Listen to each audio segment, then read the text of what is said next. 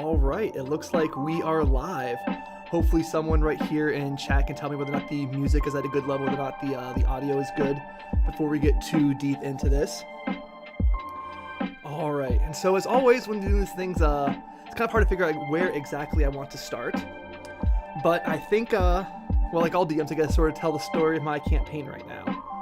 I really think the players have blundered the ending. In the last few sessions, they made a couple of unforced errors, and I think there's a very fine thread they might be able to pull out of here, but I think they lost the campaign.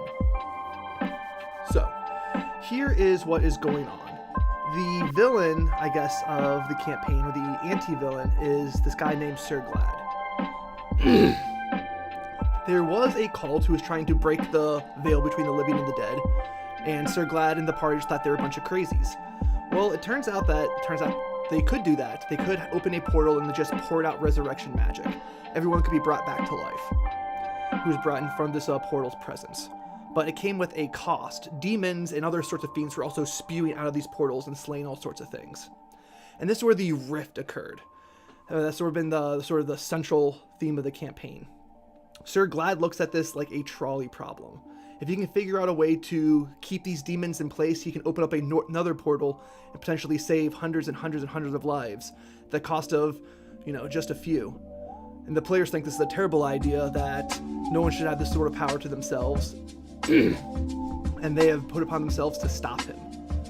When they last faced Sir Glad, it was at one of our players, Thea, her home city, and he had opened this portal down there, and it was about to expand and let loose all sorts of nastiness. And they fought him off, they closed the portal, and Sir Glad left. And now they're gonna go fight him again. And that last city was done at a terrible cost. You can actually catch up the stream. I live streamed it. It's on my $1 Patreon, link in the description. He did it at the cost of bringing an army to invade this city. They would not cooperate with him, and so he brought force. Ended up killing one of the player character's dads. And so now they want revenge against him. It's beyond just the principle whether or not people should be able to have mass resurrection at the cost of demons spewing out and hurting other people. Now it's sort of personal with them. So they are going up to this ice island to face off with him.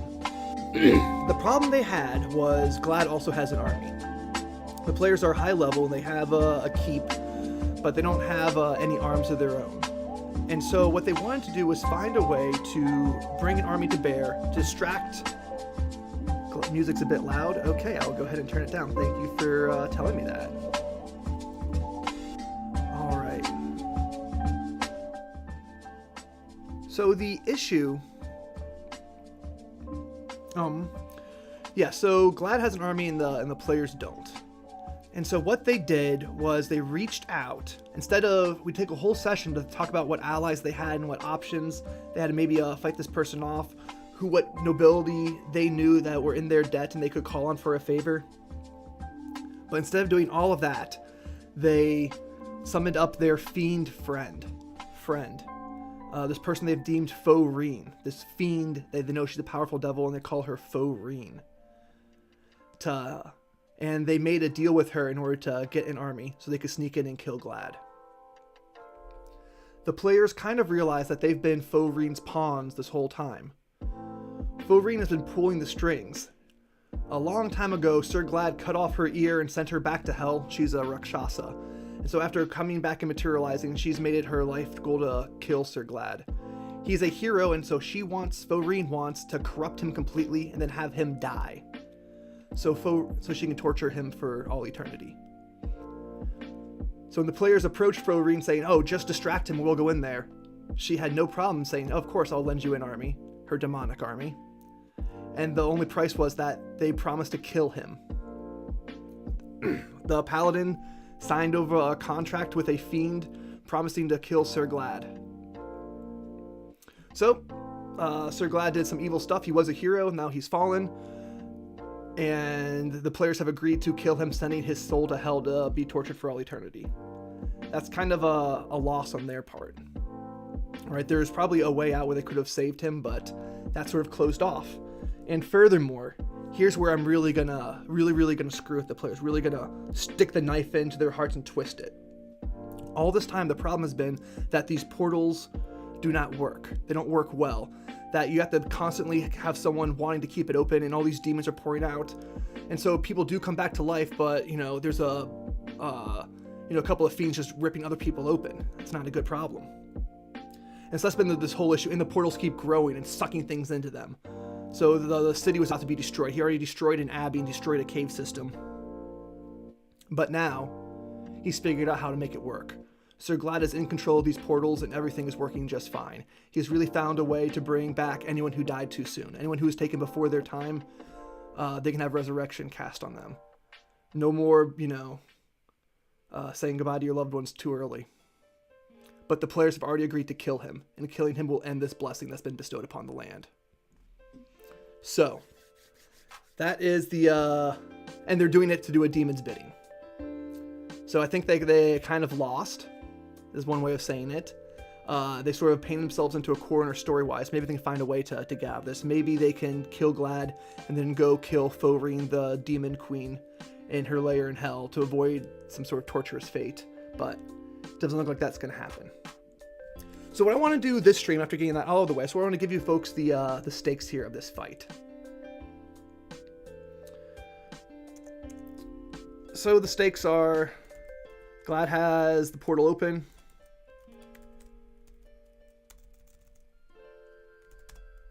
And it's working. Res for all. So I suppose we should do a little, paint a little scene along the way. Make a little note of this right here. That on their way to the cave, they come across like some peasants trying to raise up their dead mother. Peasant boys trying to bring mom back. And they're also gonna pass a man on his way back to his wife.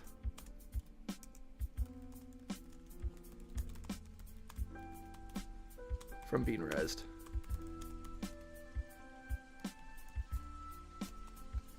Just to really emphasize to them that what they're doing does have some, deep moral costs, right? Okay.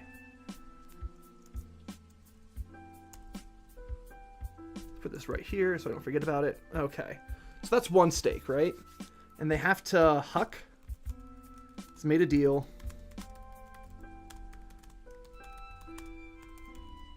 He must try and kill Glad.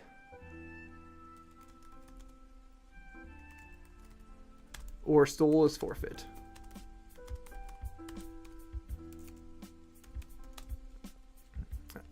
Okay. So one other point is there are two armies clashing outside.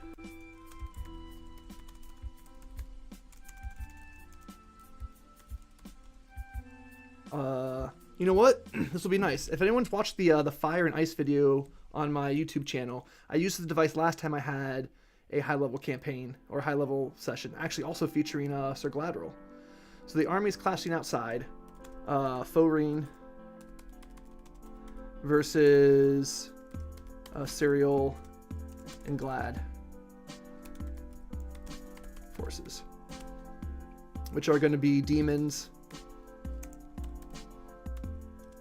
versus orcs and people and men. Okay, so this is sort of a timer that if they Fovrin's gonna hold them off, but as long as they keep fighting, the longer Glad is alive to command, is alive, their commander, forces keep fighting. See, ideally the players would want to save these people, right? Like, the armies who fight under Glad there and Serial, his companion, or Sigrid, my mistake, Glad and Sigrid, they're just normal everyday folks. Glad does not want to destroy the portals. The players do. Glad wants to keep them open. Initially, he wanted to destroy the cult because he thought they were crazies, but once he found out that, oh my gosh, you can bring out the dead, he saw this as his opportunity to become the greatest hero ever. And that's really what makes him the bad guy. He's doing this for his own glory. It's not what he wants, it's what he's willing to do to get it and his motivations for doing it. And that's why he's going to go to hell once the players kill him. So this guy who was once the hero of all the realms, slayed the dragon, freed heaven from tyranny, is now going to be tortured for all eternity. And Philreen, the true villain, is going to win. Unless the players figure out a way around it. Okay. So these are the stakes. Alright. Okay, and...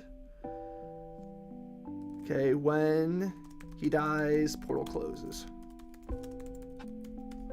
Oh, and the other thing, on the way in there, they find Dame Marion, Glad's daughter.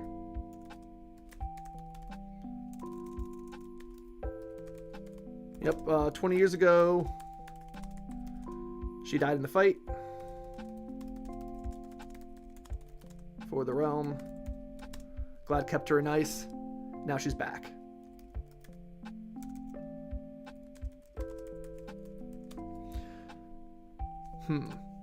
So Dame Marion is innocent in all of this, and the players initially assume that this was his plan, right? He was only doing it to get his daughter back before they realize that she's only a small bit of his motivation. But they're going to come across her and realize, oh my gosh, now this little 17-year-old girl, 18-year-old girl, as soon as we close this portal, she too is going to die. We'll put this up here with these other ones. These other ones that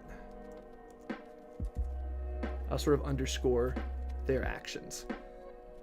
Okay. Cool, so those are the stakes. That's sort of the big picture of what this fight is going to be all about. And so now I'm going to have to design sort of the stages to get there.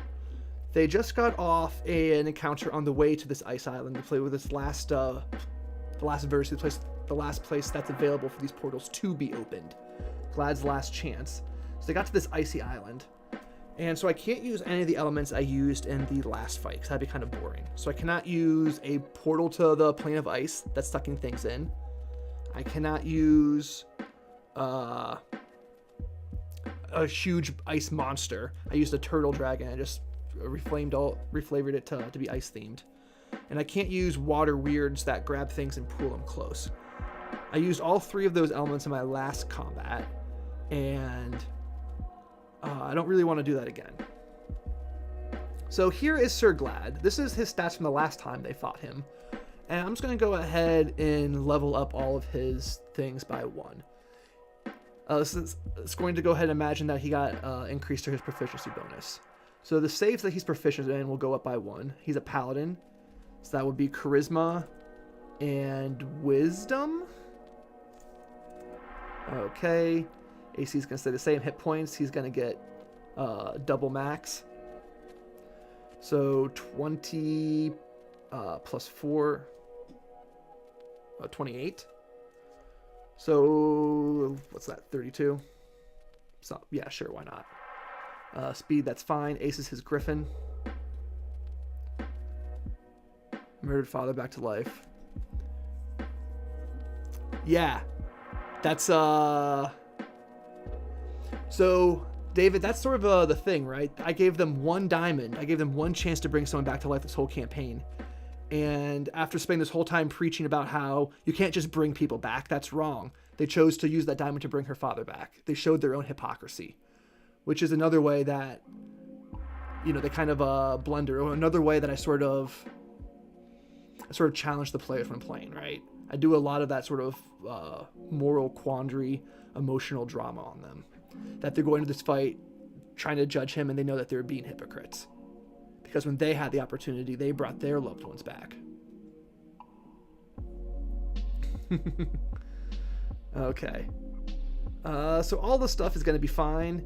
He's no longer immune to divination magic and detect thoughts and emotion. The players took his helmet in the last fight. So he lost the magic item that was giving him that ability. Or it's the same thing. Glad to pool all these d8s. This is his mix of healing and back. I'm going to go ahead and up this to 68 per turn to represent his increase in level. And he can do this 10 times, which is just fine. This stagger ability is pretty sick. Once per turn on a hit, you have to make a con save, or the opponent has disadvantage on attack rolls and ability checks to the end of the target's next turn, and can't take reactions. That is awesome. He's going to get a +1 to his to hit, so that's going to get up to +13. That damage stays the same. Balance, you can recharge. That's in removing any conditions. That's sick. Bonus action, heal with radiance. Grant advantage on self-ally next attack. That'll be fine. His spell D-save is going to go up to 20. Awesome. Okay. And for anyone who's ever doing like some high-level boss design, this legendary action right here is absolutely clutch. This is probably the must-have. If you're going to take anything away from this stream besides that bit about, you know, really making it about the drama, this is the mechanics right here. Every high-level boss should have a legendary action that allows them to move without opportunity attacks, or at least to be able to move. You have to be able to reposition your main baddie if you're going to have a centerpiece battle. You can cast a spell and Sun's Judgment. Okay. Use once, and then he must pass the charisma check in order to do so again, or waste the legendary action. Okay, so this is sort of another recharge ability that he has, but he has to pass a check in order to use it, which is kind of weird. Whatever, that's fine. His Griffin is going to get a few more hit points too. +28. And the attack's going to go up. +11. Awesome. Wing attack, DC 17. Cool. So Glad is going to be in this big ice cave with this portal with his Griffin. Ooh. Yeah, I'm gonna... Normally it's kind of sketch to say that, oh, you're in a cave and on a flying creature, but this is sort of his thing. They're kind of expecting it, and they're kind of plotting for it too. Like, they have a poison ready that's going to take down a flying creature, so I have to make that worthwhile. So I can't say, oh, he can't fly, there's no cave. So there has to be in a big enough cave for him to fly so the player can use their cool object. I hope that made sense, stream. Let me know if that makes any sense. Oh, yeah. Okay. So I think this is all fine, right? Last time he pretty much wiped them out, but he had allies. And I told him that he was going to have time to prepare. So I think that maybe something else. Okay, so the layer actions, the last time they were random, now they're in this place that Sir Glad has prepared for himself. So on initiative count 20, what are some things that are going to happen in this layer?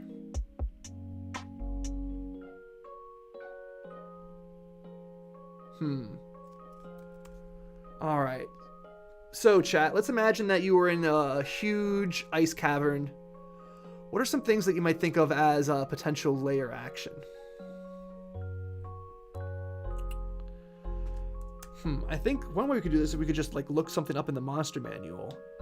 But no, let's have it, Sir Glad has companions. He has like a cleric and other folks. He has time to do some sort of magic here.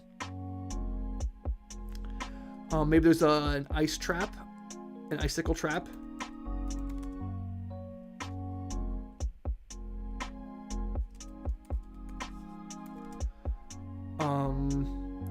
Make DC 20. No, DC 20 is kind of hard. I mean, they're high level, but I think that's a little too extreme. Yes, exactly. Icicles falling. Ace takes it down. Thank you, Shane. That's a great idea. Yeah.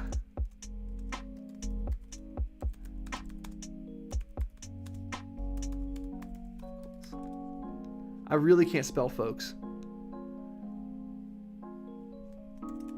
And you know what? That gives me a reason to increase the DC, because it's not just random mechanics. There's some intelligence behind it. DC saying deck save. Or, I don't know, let's say 4d10 damage. 4d10 plus 8 damage. All right. Another layer action. I like to have like a variety of these.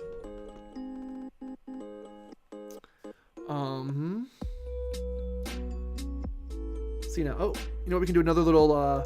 We can have another little trap here, just all together, right? That if they move more than half speed. No, I don't want to slow them down too much. Maybe. Half speed might fall. Or if they dash, full speed, they can slide like a rook. Okay, so what I'm trying to do here is like, this is constantly on the environment. If you're in the Galder's Guides to Tier book, you know what, there actually might be an icy environment already. If not, I'm going to go ahead and stick this in there once I write it. I'm trying to make an environment that there's a bunch of ice, and so they have to walk slowly across it. Or if they want to try to run, they can run and slide. I'm just going to go forward until they hit an obstacle.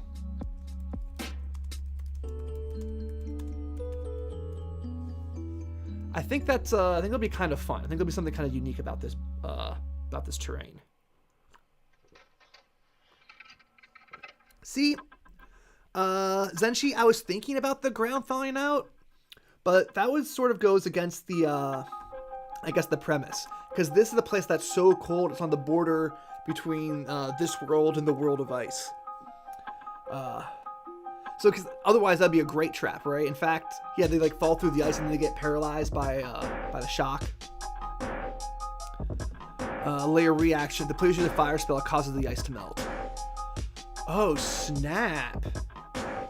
Nice, nice, nice. I like that. Diffuse fire can cause melt and fall into freezing water.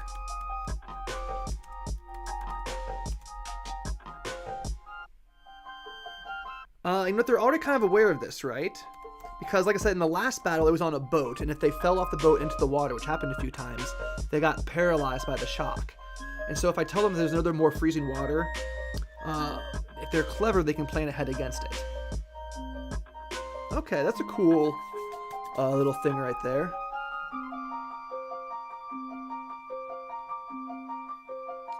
Make a strength check as they go. That's a good idea, Christian. Yeah, if my player suggested that, I would probably let them do it. Definitely. Okay. So these things happen all the time. These are passive, which is sort of what the environmental effects are normally. So on initiative count 20, what's something else that Glad can do offensively to try to? He's had time to prepare. He's been in this cave for maybe a week, maybe a little bit longer than that. He got the portal open. The portal is sort of sealed off by a sort of magic circle that's keeping the demons at bay. Maybe he can unleash one of them.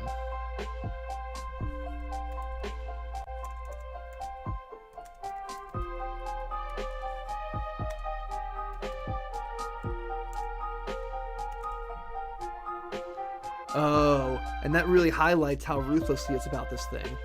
He made this whole thing to try to keep the demons apart, and now he's willing to use them against people. That's awesome. I like that one. Crack the icy grounds that people prone. Yeah. Yeah, that's not a bad one. Yeah. He opens a fissure.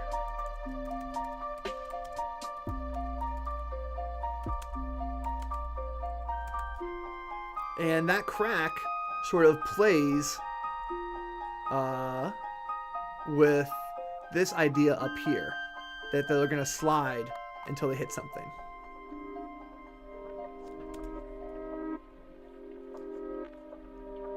Okay.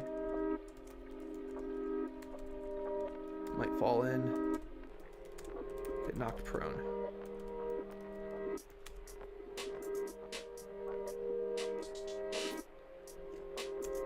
So none of the stuff really actually uses any cold damage. That's okay. That's okay.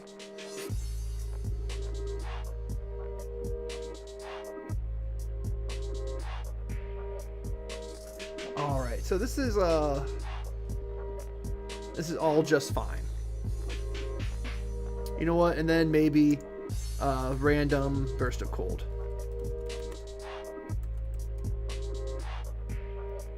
After all, this is sort of a boundary between the planes. Like, instead of like steam vent, it's a cold vent. Like freezing air or water, ice just sort of spurts out of nothingness at you, or the ground towards you. I'll figure something like that. It's gonna be weaker than this. So let's say 2d10 plus 4. Cool. All right. And so I think this is pretty much what the final boss is going to look like. They're going to be in this really complicated layer right here. It's going to have a portal in the middle. It's going to have a bunch of ice, maybe some boulders. I have a cool minis and Trainman playing over Zoom. They can slide around on it, so that's going to be something interesting to do. Ace is going to be flying around, knocking things down on top of them. The portal in the center has the ability to unleash demons when Glad chooses. He's prepared some fire traps too. I think that's what's gonna set off these fissures right here, because Ace is knocking on the icicles. So I think Glad, they have a fire priest with them, so she could have done that, do this thing on purpose. She did this bit right here ahead of time in certain areas. So speaking of the fire priest, so this is the last encounter. This is with them and Sir Glad. Here's all his stuff and Ace. Ooh, dialogue. I might come back for this. So something that I like doing for major boss fights and major dramatic moments in my campaign ahead of time is just go ahead and write out some dialogue for them to say during combat. Roleplay doesn't stop because initiative is rolled, as they say. Yeah, so action denial, that is something. So what I think I'm doing in this fight is the way I'm winning the action economy is, rather than necessarily taking away a player's turn, is I am giving them, as I'm giving Glad lots and lots and lots of actions. The last fight I had with them, the way they won it, or the way I made it challenging, was I gave them other things to do with their action besides fight the baddie. They used their action to try to steer the boat. They used their action to try to, save their friend. Here, I think I'm going to win the action economy just by the sheer mass of stuff that he can do. I think I've already kind of boxed myself in by giving him legendary actions in their last fight, so they're expecting that. And you know what? This could cause some paralysis right there. And he does have some spells that do like hold person. He can stagger them.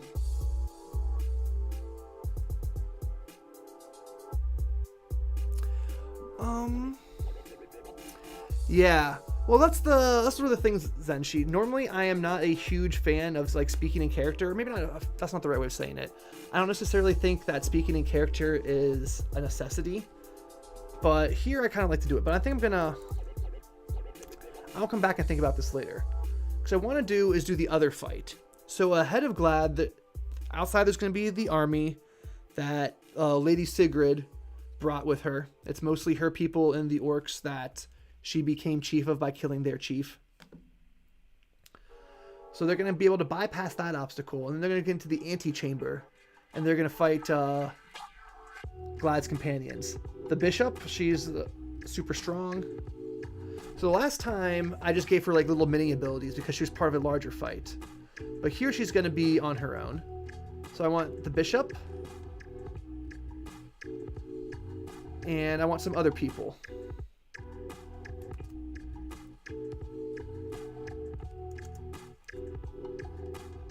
I want her to fight Lady Sigrid. And I want them to have to fight... Shoot, who else was there? Quinnell.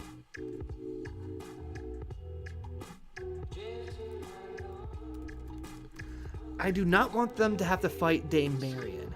I want her to be seen as sort of an innocent in all of this. I don't want them to have any animosity towards her. That way when she dies again, they feel bad.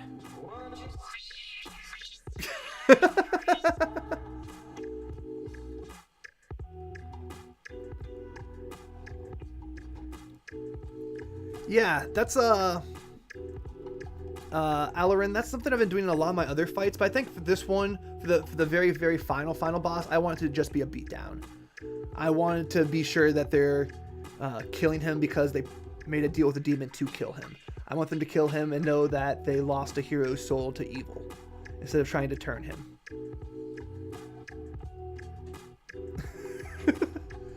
Okay. So the bishop, she's going to be the blaster, I think. I think she's being the one that's going to deal damage.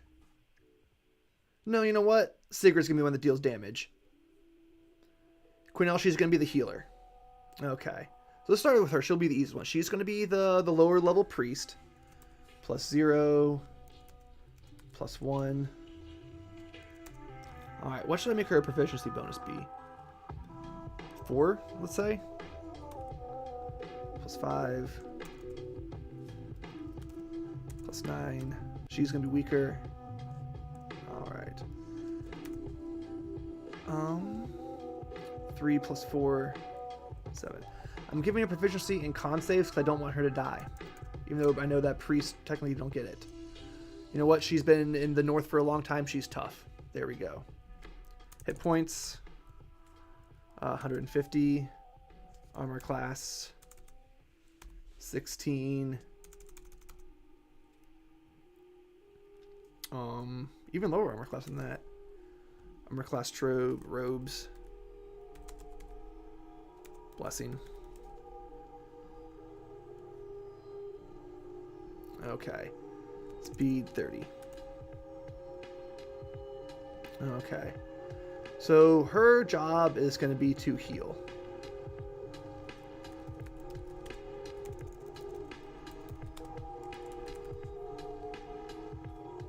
Yeah, I got it. I gotta make them really tough to stand up to 5 PCs. That's a good point. We'll figure this out. We will get there. So Sacred Flame, just blast people. That's kind of boring. Healing Light.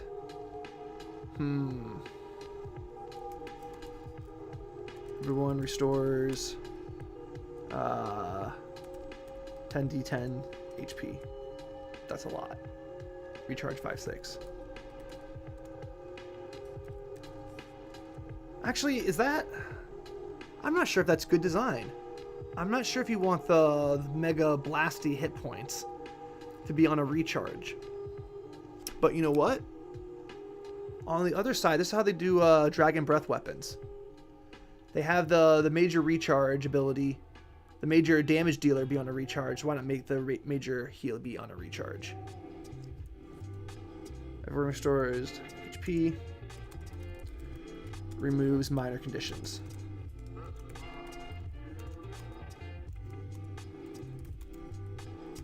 You know, the ones in Lesser Restoration. Okay. Let's give her a smaller ability that's similar to Glad's, because they're part of the same church. So she'll get a smaller version of Sun's Judgment, too, that she can do as an action.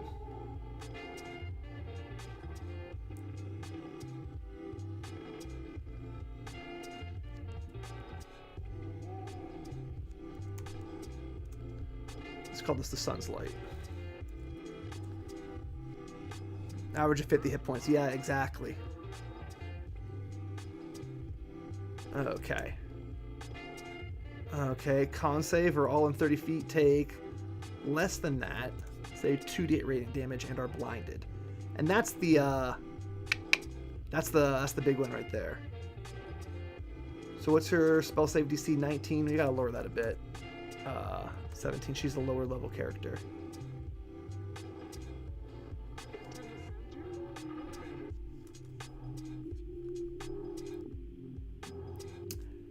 Hey, Ezra.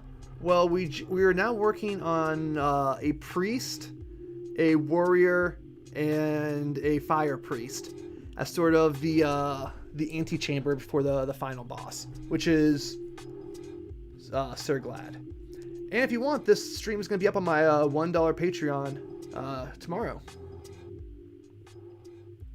Link in the description. Okay, 2-day range and blinded. This is a DC 17 con save. Okay. Save for house not blind. Okay. Once a day. Because Glad's gonna be doing it a bunch, and I don't want it to get kind of old, right? I want it to be familiar. I want them to be reminded of this, but I don't want it to grow stale. This will be a nice little bit of foreshadowing too. Okay. And let's see now, cast a spell. And I'm just going to go ahead and give her the whole cleric spell list. I'll know what spells I need when the fight comes up. And let's see now. She'll have 1/5.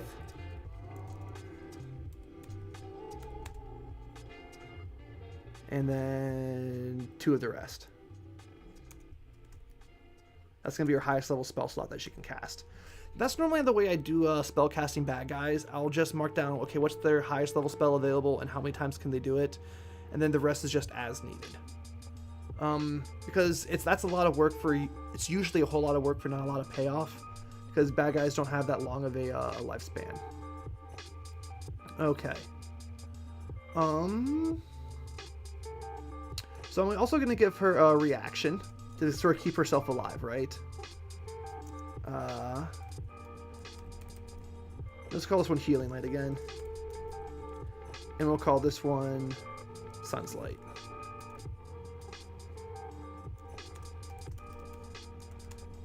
Light bursts forth. Disadvantage on one attack. She basically cast a flare. Right, is it? Yep. Sun's Flare. Awesome.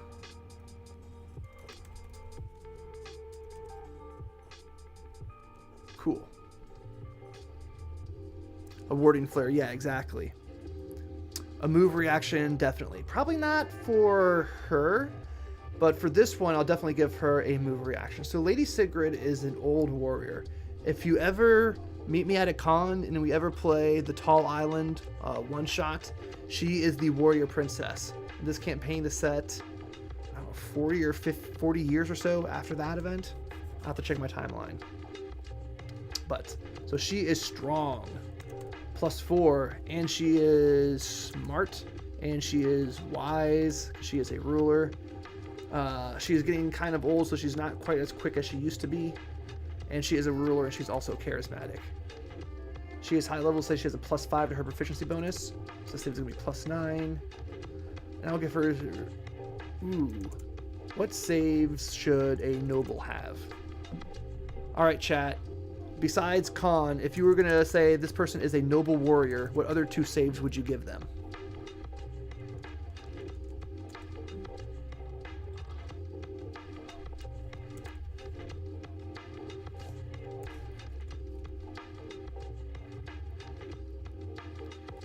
Yeah. Exactly. Sort of exactly that. She's sort of like a dragon's breath weapon. All right. I'll come back to her 2 saves that she also needs. Charisma, that's a good one. Maybe strength or dex? One of these 2. Let's go with strength. +9. Alright. Cool. Those are decent saves. Hit points 200. Oh, man. I think she's going to need more than that. Okay, so let's fake calculate this real fast. Let's say that she is a 12th level fighter.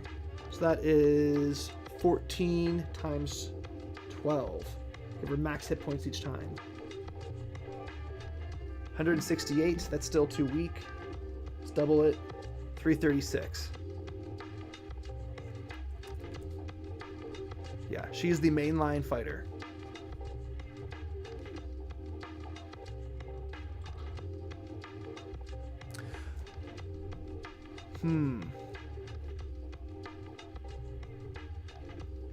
I think, I don't know. I think charisma is sort of like the force of will of a ruler. That's what makes her a good noble. I don't know. I could see either one, but, you know, charisma is what we went with right now. Maybe because we have two other priests and they're going to think get good whiz saves. Okay. So her attacks, she gets 3 attacks. And they're going to be +9. You know what? No, we're going to make them +10 because she has a +1 sword. Okay. She's going to wield two-handed. She gets just an extra D10 on top because she's a badass. Oh man, I said the word. Now YouTube's not going to monetize. +5. Awesome. +4 on longsword. Okay. She can parry. Was it +5 to AC?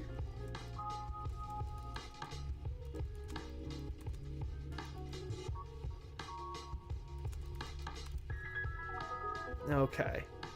Let's give her some Battle Master type things, right? What are some maneuvers that she could have? Okay. What are the best maneuvers for Battle Master?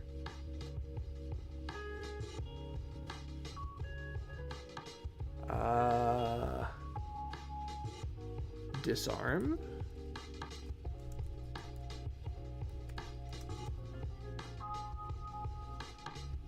I'm not really sure.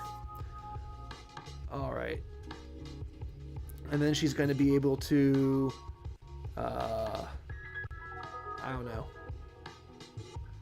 the sweeping attack.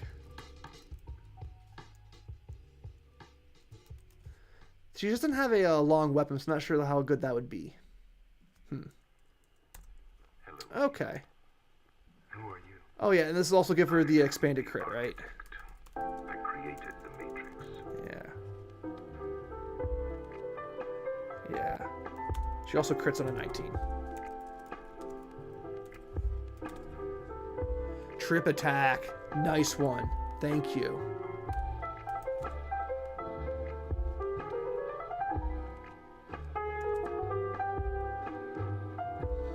Yeah. Yep. Pushing strike.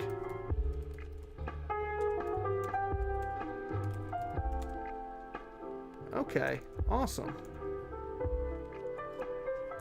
You know what? I also have the whole bunch of expanded martial actions from Galder's Gazetteer, where she trades 2 of these attacks for something else. I think the slashing one lets you hit the other people, and the stabbing one lets you do extra damage. So okay, that's fine. Okay, she crits on a 19. She can parry. She has Battle Master maneuvers. I'm not going to go ahead and add those extra dice because they're already sort of calculated in with her attacks right there. You know what? No. I'm going to let her do them all, right? Nah, never mind. Okay. So what else would she be able to do?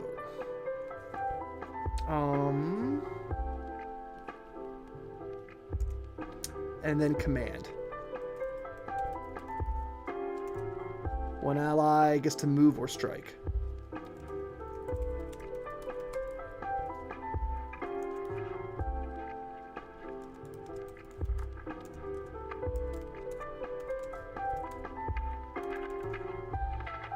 This is going to be the bonus action.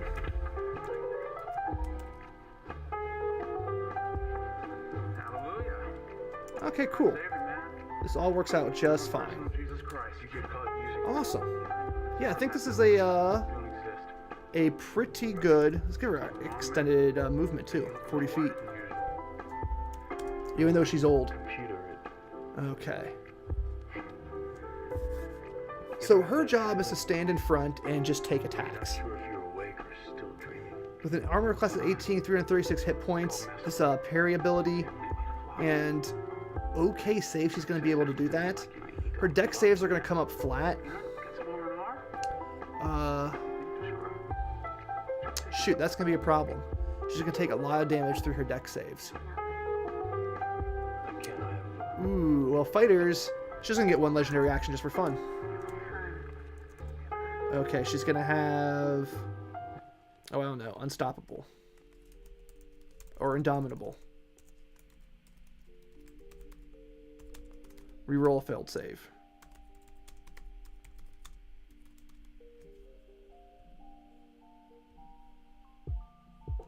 Awesome. Cool. Times 3. Sick. Awesome. Okay, and that's mostly going to go to her dex saves. Cool. Okay, yeah, we're making progress here.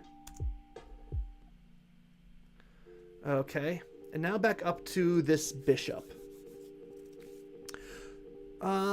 So Shauna Sessi, we gave her this this parry reaction, which is kind of like the riposte. Oh no, that's the one that lets you attack when somebody misses. Yeah, good one. No, you're right.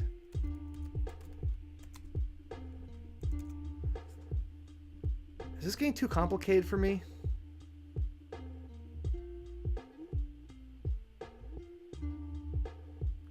No, I think this is okay. Because Quinelle just sits back there. She just does one thing per turn. The bishop's going to do one thing per turn. And she's going to do 2 things per turn. She's going to do her thing, and then she's going to use her bonus action. Okay, we got this. This is not too bad. Not too bad. So the bishop.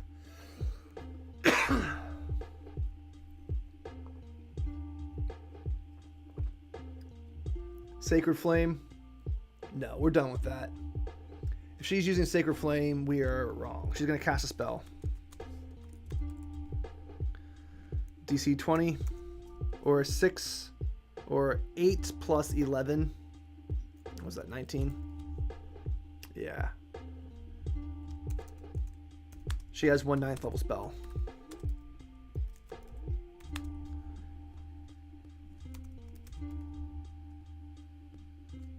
Boom. That's it. Game over. Good game. Good game party. All right. She's gonna have 1 attack. I like her Chord's Fury. I like her heal. I like her Wrath of Chord. Awesome. I'm not sure if I need to change her much. 1 attack.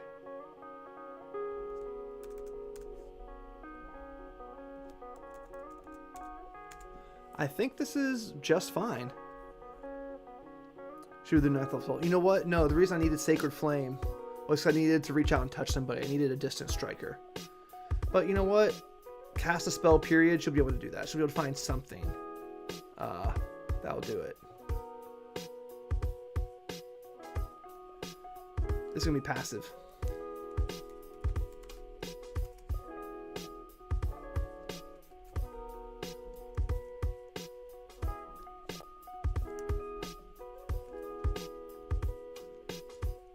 And then I'll hear her actions. Okay, cool. All right. So I think this is looking pretty good. And when they're fighting these 3 people, they are going to have this environmental effect too. These first ones. Okay. Awesome. And then when they get to the second chamber, then they're going to face all of this. Cool. I think this is going to make sense. Do I need something else going on in this antechamber? No, they have some relationships with all these people, right? They do not. They never met Sigrid before. They don't care about her. I thought she was gonna be something in this campaign, but it never turned out to be. So they're just gonna fight some random warrior lady. I guess they will find out that she is Dame Marion's mother. So that's gonna give her some significance. So that line's gonna come out in their dialogue.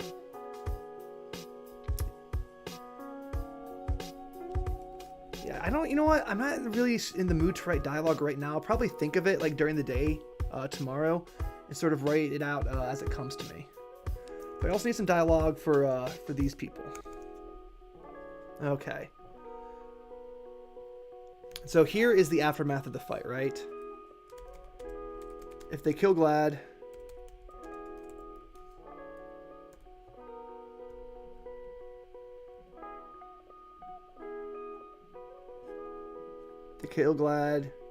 he goes to hell. And Foring gets him.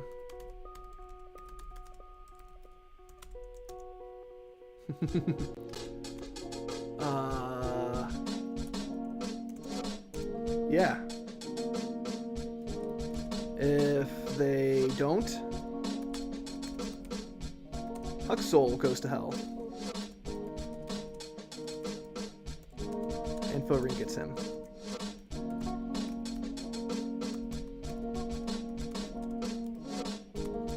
Well, no. If Huck doesn't, I should say that.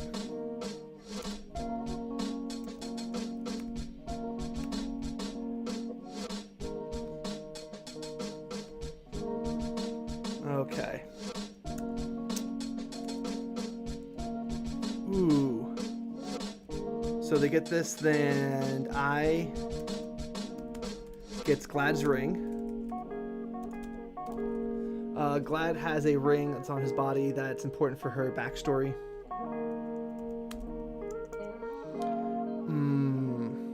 All the people in the town.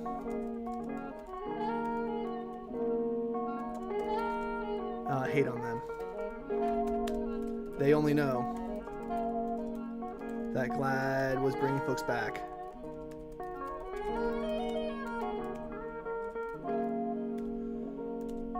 I think that's going to be the epilogue, right? Now he's gone. Now they're dead. So there's going to be some questions there. And maybe they're going to go after Foring. I think this is their only way out of sort of the losing state of the campaign. Is if after they kill Glad, they go down to hell, they find Foring in her lair after she killed Belle and take her out. Alright, so what does an extremely powerful Rakshasa look like? 500 hit points. AC 20. Natural armor. Speed 40 feet. Legendary resistance times 3. Perfect. Attacks times 4.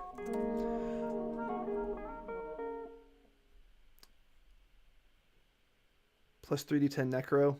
See, I don't really like mixing dice types like that. It's kind of a pain in the butt.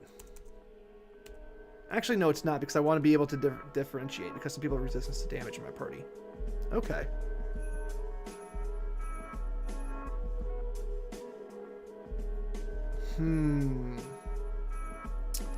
Alright. So she has limited magic immunity.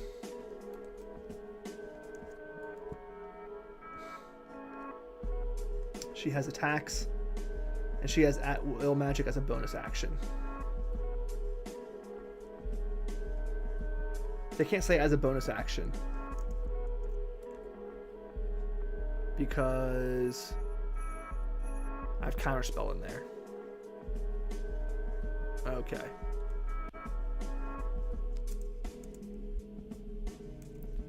Okay, so she can attack. She can cast a spell.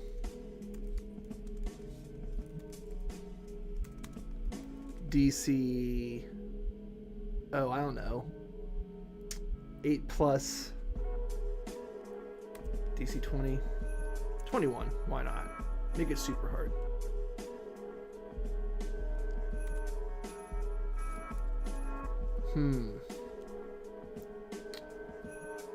Okay. What else would a Rakshasa be able to do besides do these things? Oh, you know what? Straight up, she just takes 2 actions. All the time. Just whatever. She's constantly action surging. That's fine.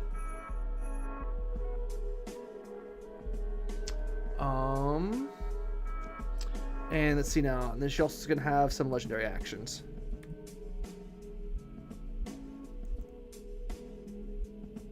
Yeah. Well, in our world, Faurine is now the inhabitant of Bel's Tower. You know Bel from Avernus, the Lord of all demon armies? Sir Glad went toe-to-toe with Bel for about an hour. And then eventually the players and Glad chased Bel off. And then Faurine's occupying that tower. Glad was desperately trying to force Bel to make a deal with him in order to keep demons from coming through the portal. But the players foiled that plan. They stopped him from making that deal. Okay. So let's see now. Legendary actions.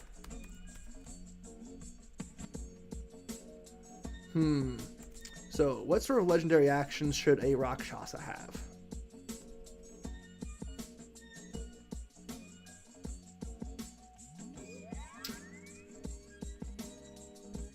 You know what? Maybe taking 2 actions is a bit much.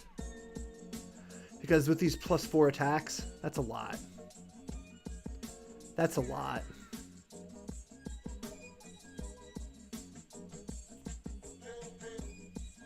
Okay, I need to think about this. Let's do the legendary actions first, and we'll go back and look at her action economy. Maybe we'll give her a bonus action up here. Cast a spell, and then a bonus action is going to be move, pounce, dominate. Yeah. One of these 3 things that she can always do on her turn, too. Legendary actions, okay. Cast a spell, cost 2. Pretty standard stuff.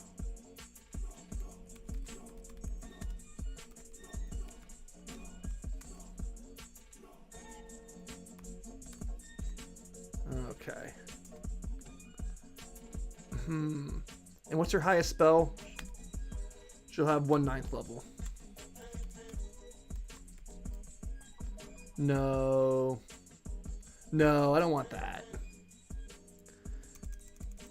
Because the players have been to Bel's Tower before, and they know that its inhabitant can cast Meteor Swarm eventually. So, yep, she'll have it stocked up. She has 1 Meteor Swarm prepared.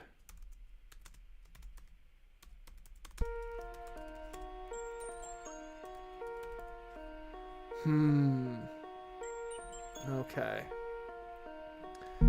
I just want to think of these legendary actions real fast, and then we're going to sort of end the stream. I'm really close to being finished. And I just want to... really want to just sort of crush this off. Oh, okay. Bonus action move. Yeah. Move and pounce. Yeah, we'll combine that together because she's a Rakshasa. Yeah. Cool. Awesome. Fantastic. DC 4 plus 6, 10, 18. Awesome. DC 18. Awesome. Okay, her other legendary actions are going to be dominate.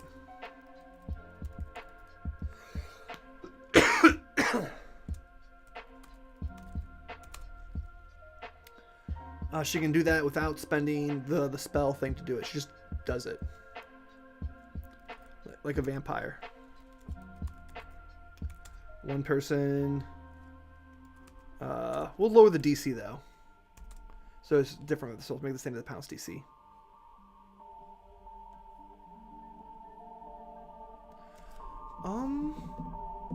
I don't know, chat. What else would a Rakshasa be able to do? What's something really thematic for them besides changing shapes? Maybe an assassinate ability? I don't know.